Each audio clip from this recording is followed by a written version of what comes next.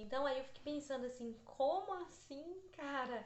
O garoto tá na casa dele, eu que tô chegando na casa dele, e aí eu não só tiro a privacidade dele, como eu tiro do lugar dele, porque a mãe dele mandou. Essa mãe tá errada? Não, não tá. O filho é dela, a criação que ela quer dar para o filho dela é dela, só que, né, eu não tenho direito de opinar na educação que ela vai dar para o filho dela, não. Só que não dá para essa mãe falar que o relacionamento dela com o filho dela é perfeito, não dá. Porque uma mãe que tem que falar desse jeito para que o filho dê o lugar para outra pessoa sentar, tem uma falha aí, né? Ai, tá descendo o pau nas mães, você deve ser uma mãe perfeita. Não, não sou. Eu não sou uma mãe perfeita, meus filhos não são perfeitos, eles são seres humanos como qualquer outros, mas a gente ensina eles para que o reflexo da sociedade, as crianças que nós estamos criando hoje, elas vão ter um reflexo na sociedade, somos nós hoje. Hoje nós somos uma geração, nós fomos criados e hoje nós somos uma geração que vocês estão vendo aí o reflexo aí na sociedade da criação que nós, adultos dessa geração, tivemos. Então eu crio filhos para que eles possam é, é, gerar um reflexo aí no futuro, mas um reflexo positivo. Então, o porquê que aqui às vezes a gente discute muito sobre a questão de bater ou não na criança, educar, batendo ou não, educar com o diálogo, falando e mostrando o que é o certo e o que é errado, ou bater para poder entender, né? Porque muitas vezes muita gente discute e eu também discuto isso aqui em casa, né? É isso que eu tô falando, eu não sou perfeita, não sou. Eu sou uma pessoa como qualquer outra que tô fazendo aqui esse propósito porque eu sei que tem muita coisa para poder mudar, né, nos meus hábitos, no meu dia a dia, na minha rotina, né, para ter um estilo de vida aí perfeito, entre aspas, perfeito para mim, entendeu? Você tem o seu estilo de vida que é perfeito para você, né? Fulano ali tem um estilo de vida que é perfeito para ele e assim sucessivamente, entendeu? Quem pode medir o quanto esse estilo de vida, né, o qual nós queremos ter através das mudanças de hábito é perfeito, é você. Você sabe o quanto vai ser perfeito para você, eu sei o quanto vai ser perfeito para mim, né? Porque é, o, o, o propósito de 30 dias, ele pode ser feito em várias casas, em milhares de casas brasileiras aqui. Mas em cada casa ele vai ter um impacto diferente.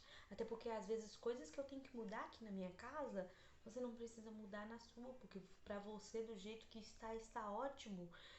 Coisas que eu já resolvi aqui em casa, você precisa mudar na sua, porque esse outro item já não tá legal, entendeu?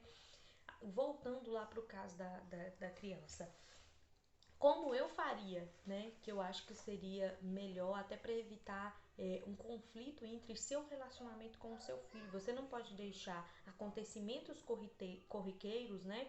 Acontecimentos do dia a dia causar nenhum tipo de rasgo, nenhum tipo de arranhão no seu relacionamento com o seu filho. Pelo contrário, o seu cotidiano, o seu dia a dia, ele tem que construir vínculos, né, afetivos, vínculos de amizade, nutrir ali aquele amor, né, entre mãe e filho, entre pai e filho, entre filho, e fazer com que vocês tenham um relacionamento harmonioso, porque independente de qualquer coisa, o que você ensina hoje, o que acontece no dia a dia, ele fica gravado para sempre na cabeça daquela criança.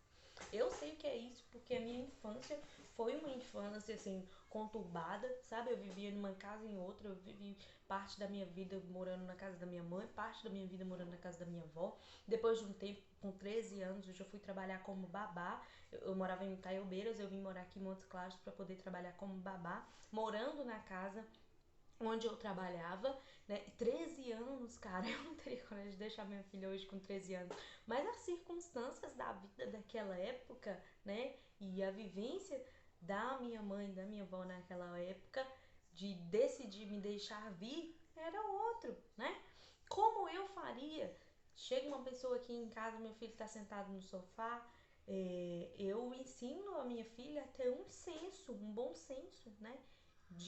E educação de se levantar, e oferecer o lugar para a pessoa, né? Para a pessoa poder sentar, para a pessoa poder se sentir acolhido e à vontade dentro da nossa casa, mas tudo com educação. Não só educação da parte da minha filha, mas principalmente a educação da minha parte. Porque a partir do momento que eu viro e falo, ô, sai daí, você é criança, sai daí pro adulto sentar. Quando você fala, sai daí.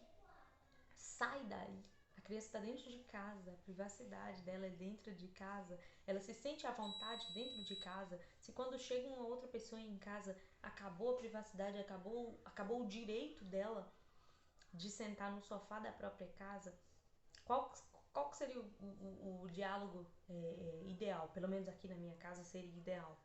Né? Eu não sei como que você faz na sua casa e o que você permite na sua casa. A casa é sua, a decisão é sua. Aqui na minha casa, qual que seria o diálogo ideal? Wagner falaria de jeito. Sai daí, falando você tá. Eu falaria assim, filha, é, a, aonde que a fulana vai sentar? Vamos supor que a pessoa que chega aqui se chama Maria. Onde que a Maria vai sentar, filha? Tem um lugarzinho pra ela aí? Ela vai falar, tem sim, mãe. Ela pode sentar aqui do meu lado. Ela vai falar isso que ela vai falar. Entendeu? E aí a pessoa senta. Ela sentiu invadida a privacidade dela de dentro de casa? Não. Ela sentiu que ela está sendo um anfitriã, que ela está convidando a pessoa para se sentir à vontade ao ponto de sentar no sofá que é da casa dela. Ela está oferecendo aquele lugar. Nossa, então agora é sua filha que manda na casa para poder fazer. Não,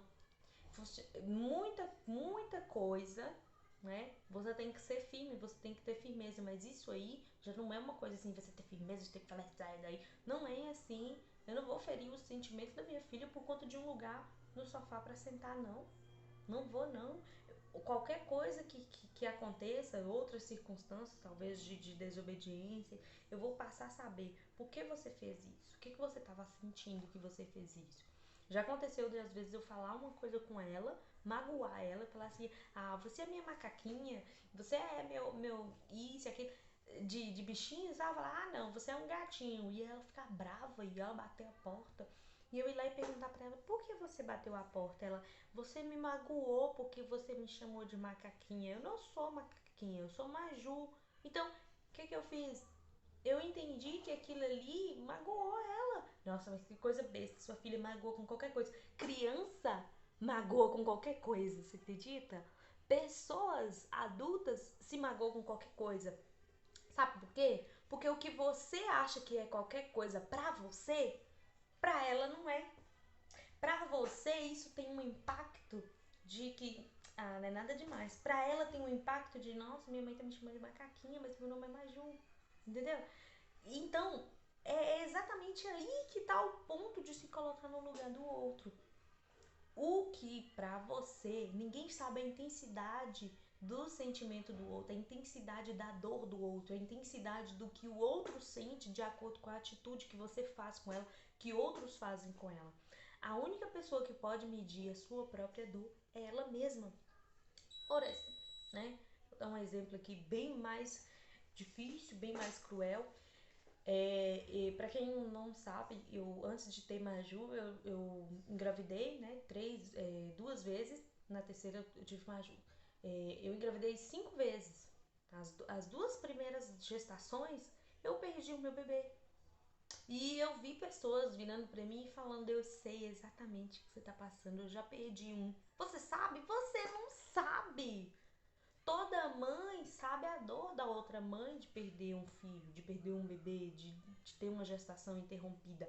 Mas ela não sabe o que eu estou sentindo. Ela sabe o que ela sentiu, porque as circunstâncias da vida dela era uma, a vivência dela era uma, a forma de pensar dela naquela época era uma.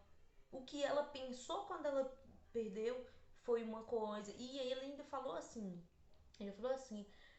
teve uma que falou assim, mas pelo menos, eu sei como é que é, eu já perdi um, tinha menos de um mês, mas pelo menos você perdeu, ainda tava novinho, né? Pior é quando quem perde quando nasce. Não, você não sabe qual que é a dor. Você não sabe, você não pode medir a intensidade da dor por conta do tempo de perda daquela mãe. Você não sabe. Então o que você podia fazer? Ficar calada. Ficar sabe a intensidade da dor do outro. Então, se você quer se relacionar bem com as pessoas, entenda, você nunca vai saber o que ela realmente está sentindo. Você pode apoiar? Pode. Você pode ouvir para entender o que está se passando com aquela pessoa? Pode e deve, se você quer ter um relacionamento bom com aquela pessoa, e deve. Mas nunca tente minimizar, nunca tente diminuir a dor do outro, diminuir a opinião do outro, diminuir o conhecimento do outro, as qualidades do outro, entendeu? Quando eu falo sobre relacionamento interpessoal, eu falo muito sobre o quanto que você está disposto a respeitar o outro, porque relacionamentos interpessoais diz respeito a isso. Ó, eu tenho um pensamento comigo sobre relacionamentos. Eu tenho pouquíssimos amigos, mas eu posso chamar eles de amigos porque eu sei que são meus amigos. Pouquíssimos. Conhecidos, eu conheço um monte. Parente, tenho um monte. Família eu tenho a minha, que tá aqui dentro da minha casa aqui. Familiares, eu tenho um monte.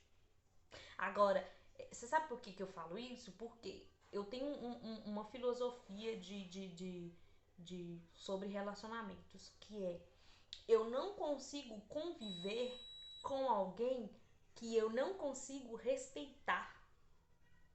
Se eu não consigo respeitar aquela pessoa, eu não consigo conviver com ela. Aí que vem a parte da questão do respeito. Mas como assim, Railene, você não consegue respeitar? É muito fácil respeitar o outro. Respeitar o outro é só deixar a pessoa fazer as atitudes dela e não se intrometer na vida dela. É só você não xingar a pessoa, não brigar com a pessoa, não bater nela, não fazer coisas. Por exemplo, se você respeita seu pai e sua mãe, você não vai bater no seu pai e sua mãe, você não vai xingar, você não vai, né?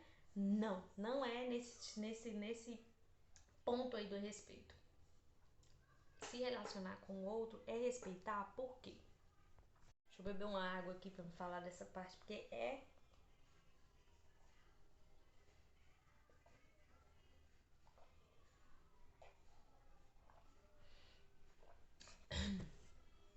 O que vem na questão de respeitar que eu tô falando?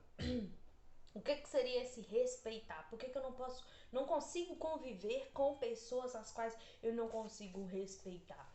Respeitar não é só aceitar a opinião do outro, não. Respeitar é quando você entende que aquela pessoa é verdadeira o suficiente com você para que você consiga ser verdadeiro com ela também. Eu não consigo ter um relacionamento com pessoas que eu não consigo ser eu mesma, que eu não posso ser eu mesma, porque aquela pessoa não é confiável, que eu não posso trazer essa pessoa na minha casa porque aquela pessoa não é confiável. Eu não tô falando nem de confiança ai, será que essa pessoa vai vir na minha casa que ela vai me roubar? Nem é isso não. Confiança no sentido de eu tenho confiança e confiança o suficiente pra trazer fulano na minha casa, de que ela não vai vir entrar na minha casa e vai sair falando tudo que viu aqui. Será? Eu tenho confiança suficiente pra isso? Eu tenho confiança suficiente, né, pra sentar e conversar com a pessoa normalmente, como a gente conversa com um amigo, ter um contato mais